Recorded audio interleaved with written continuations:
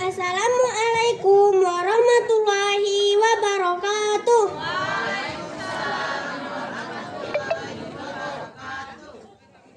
Yang saya hormati Bapak Dewan Juri, yang saya hormati Ibu Bapak dan serta kawan-kawan yang ada di lapangan yang berbahagia ini. Nama saya Hanifah Ella. Saya berasal dari Min 4 Bener Meriah. Judul cerita saya adalah peran Radio Rimba Raya menguatkan kemerdekaan Republik Indonesia, yang ditulis oleh Bapak Hamaddin, bersumber Psiklopedia Junior. Ketika kabut tipis masih membaluti perbukitan, ufuk timur masih berupa hamparan kabut putih.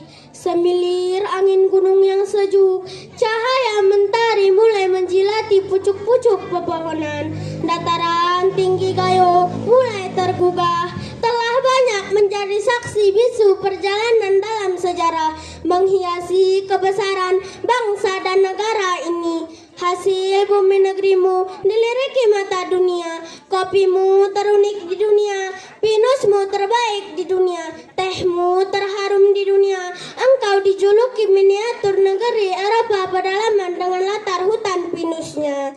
Lebih kurang 72 tahun yang lalu, Radio Rimba Raya berhasil memprovokasi opini publik dunia, yang akhirnya kemerdekaan ini terus bisa eksis berlanjut sampai sekarang. Radio Rimba Raya yang terkenal dengan sebut R3 dulu telah sangat membantu tim delegasi Indonesia dalam percaturan politik di kancah internasional dalam rangka mempertahankan republik ini. Suka tidak suka, mau tidak mau, siapapun tidak akan dapat membantah catatan sejarah bahwa kemerdekaan ini bisa kembali diakui dunia karena jasa Radio Rimba Raya yang pada saat itu terletak di dataran tanah tinggi Gayo atau tempatnya di Kecamatan Pintu Rima Gayo, yang sekarang menjadi bagian wilayah Kabupaten Bener Meriah atau hasil pemekaran sebagai berikut.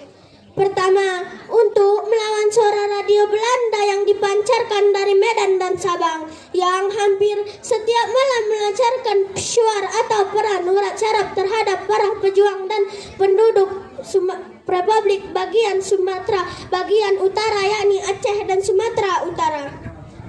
Perang suara udara antara Radio Rimba Raya yang kadang-kadang menamakan dirinya Suara Indonesia Merdeka dipancarkan semula dari Desa Kurang Simpur, berlangsung seru dengan radio milik Belanda di Medan, Radio Batavia, bahkan juga Radio Hilversum di Holland. Debat ini dipantau oleh Kepala Perwakilan di India, Dr. Sudarsono, meneruskannya kepada Kepala Perwakilan RI PBB LN Palar. Inilah dasarnya pihak Belanda ingin memburu dan ingin menghancurkan pemancar ini secepatnya, karena pengalaman ini pula yang menyebabkan lokasinya selalu berpindah-pindah dari Desa Kurang Simpur lalu tarik ke pegunungan Cotgul Aceh Besar. Ternyata di sini pun pemancar ini tidak aman, lalu diinstruktasikan lagi oleh GM untuk diamankan di pegunungan Rimba Raya yang terkenal tragedis dan mempunyai hutan lebat yang sulit ditembus pesawat terbang Belanda.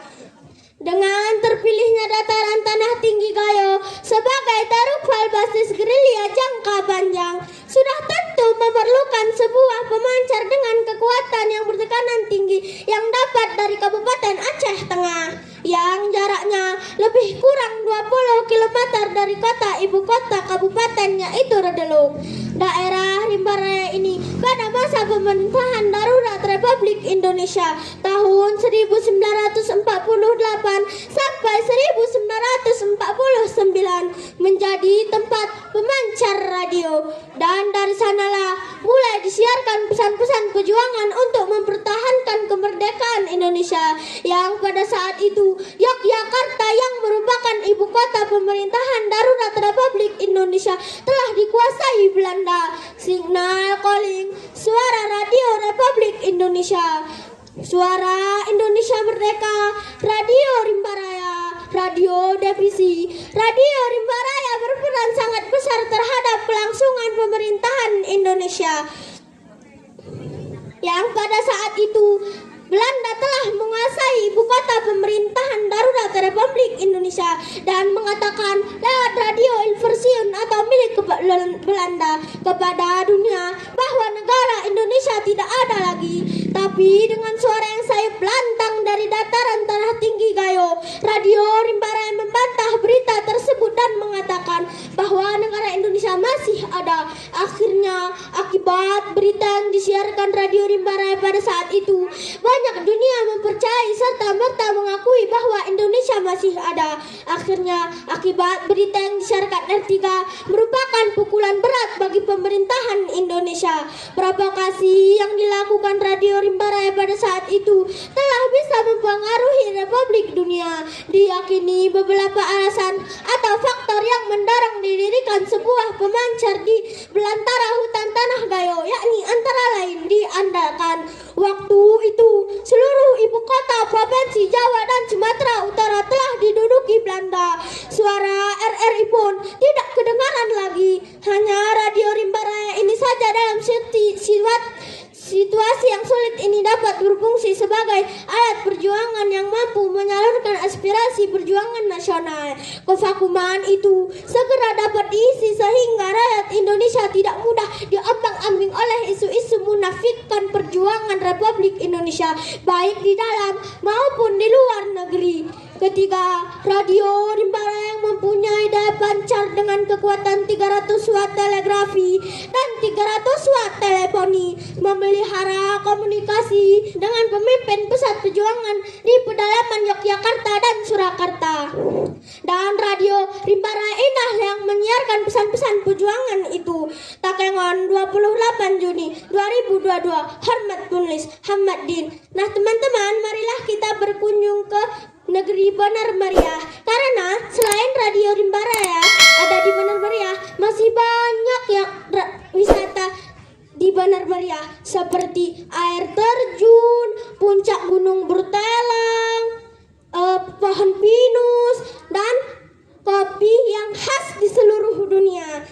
Lebih kurang saya mohon maaf. Assalamualaikum warahmatullahi wabarakatuh. Waalaikumsalam warahmatullahi wabarakatuh.